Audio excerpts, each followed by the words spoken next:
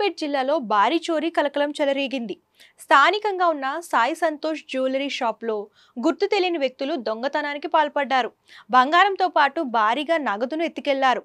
బాధితుని ఫిర్యాదు మేరకు రంగంలోకి దిగిన పోలీసులు విచారణ చేపట్టారు. ఇందులో భాగంగా ఆదివారం అర్ధరాత్రి సమయంలో జ్యువెలరీ షాప్ వెనుక బాత్రూమ్ గోడకు రంధ్రం చేసి దుండగులు లోపలికి ప్రవేశించినట్లు పోలీసులు గుర్తించారు. దొంగలను పట్టుకునేందుకు 5 బృందాలను ఏర్పాటు చేసినట్లు పోలీసులు తెలిపారు.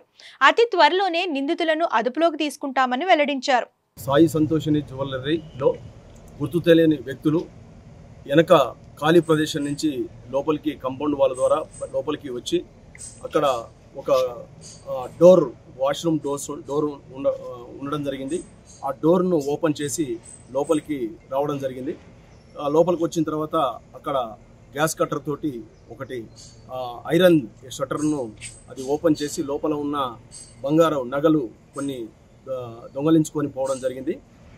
దీని ఫిర్యాదు మేరకు మేము మా యొక్క సిబ్బంది అందరూ కూడా ఇమ్మీడియట్గా ఇక్కడికి వచ్చి ఇక్కడ మొత్తం కూడా పరిశీలించడం జరిగింది.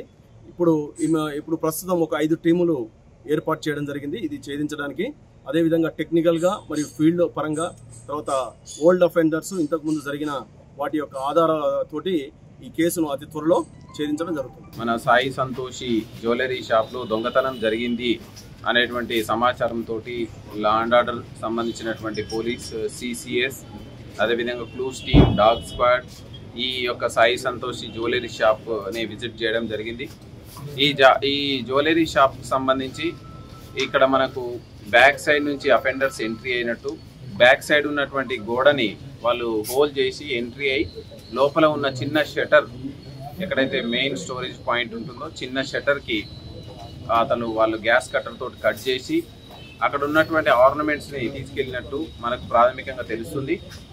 సో ఫిర్యాదుదారుడు ఆల్రెడీ వీఆర్ ఎగ్జామింగ్ ఎంత ప్రాపర్టీ ఎగ్జాక్ట్లీ పోయిందనేది ఇంకా పూర్తి స్థాయి వివరాలు మనకు రాలేదు.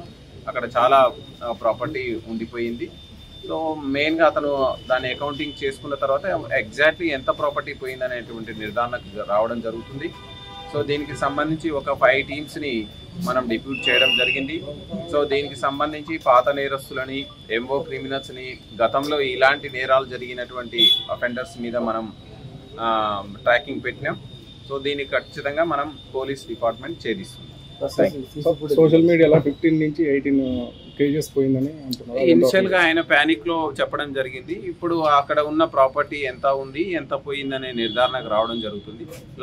చాలా ఎక్కువ ప్రాపర్టీ అయితే ఉంది. సో ఎంత పోయిందనేది పూర్తి స్థాయిలో ఆయన అకౌంటింగ్ చేసుకున్న తర్వాత నిర్ధారణకు రావడం జరుగుతుంది.